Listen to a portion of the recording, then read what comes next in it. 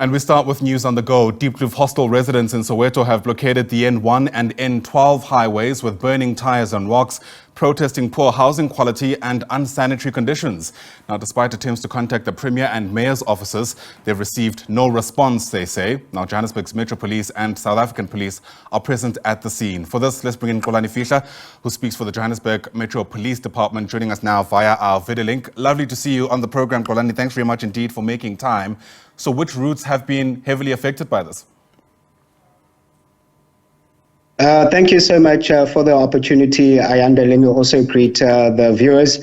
We know that late yesterday we did receive notices of a planned shutdown by the Diepkloof Hostel dwellers regarding service delivery issues, just as you mentioned. So we have deployed officers from overnight and early this morning. It was a bit quiet in the evening and early this morning, but at about 10 to 6 o'clock, the residents have started blocking off the N12 East that's traveling through the Diepkloof interchange. But fortunately, since we had deployed officers from the day before, they managed to quell that situation, even though that the situation in the area remains tense. But officers are managing to contain the hostel dwellers within the premises of the hostel. And as I did say earlier, that the N12 was closed off, but officers managed to open that roadway. Traffic is free-flowing on the N12 East and on the N1 North as well, traveling through the Diepkloof interchange, and they continue to monitor the situation. And as I did say, that it is a bit tense at the moment. When you said you received notice about the strike, was this notice directly to police, or did you find out through ways that information typically spreads around this country, which is on social media and the likes?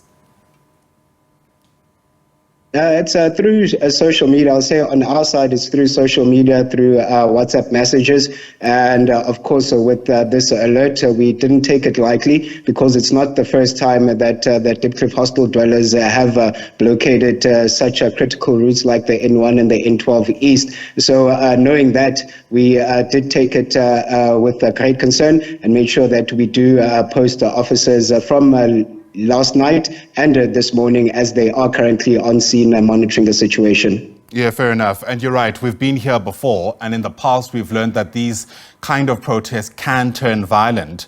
How worried about you that this particular protest will take that turn? No, we are worried about that, Ayanda, and that's why police remain on high alert. We've got both JMPD and the SABC, and we also are getting assistance from Gauteng Traffic Police as well. We are monitoring the situation closely. We did receive earlier reports of vehicles being pelted, passing vehicles, and unfortunately one of our vehicles was damaged as well. So we're not going to take the situation lightly. It can get volatile, and as we've mentioned before, that they have closed off those routes with vehicles being looted. So we are going to keep a close eye on that, Ayanda. Yeah. Do you know the form that this protest is going to take, Xolani? And I understand this is a bit outside of your own purview, but outside of roads being blocked with debris, basically, that's the sense I'm getting.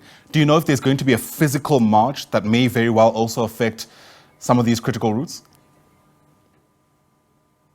That is possible, and unfortunately with this shutdown protest, it hasn't been applied for through the city, so we wouldn't know the exact intentions of the hostel dwellers, even though we do know their grievances. So it could be that they do start to march and gain more attention regarding their issues, but I should also think that they'd also like to engage with someone either from the mayor's office or from the premier's office regarding this issue, and that would help a lot in quelling the situation and making sure that it does ease the tensions, and for traffic side, that traffic is free flowing and that there's safety for everyone. That's the hostel dwellers and all the other residents of the city of Johannesburg. All right, Xolani Fihla, for your time. Thanks very much indeed. And of course, we'll try to follow up with some of the newsmakers in this particular story to get you a sense of what else is likely to unfold. But it's good to hear that there is a relative calm, even though it's a tense calm